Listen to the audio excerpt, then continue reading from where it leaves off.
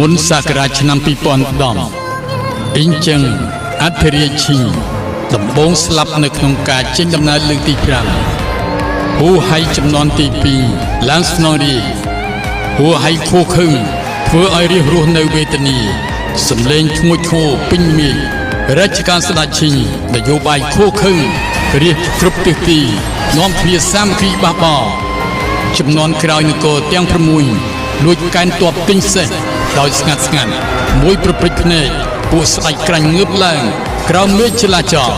គូនឹងក្មួយលៀងសៀងអ៊ីនៃនគរឈូក៏ជាកម្លាំងមួយដែលមិនអាចមើលស្រាលបាននោះទេ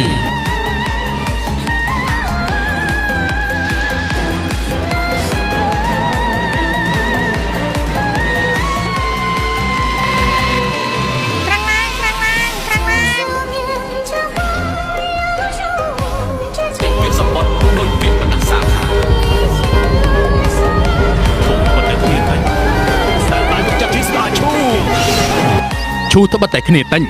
តែឈូត្រូវតែកំចាត់មហាឈិញ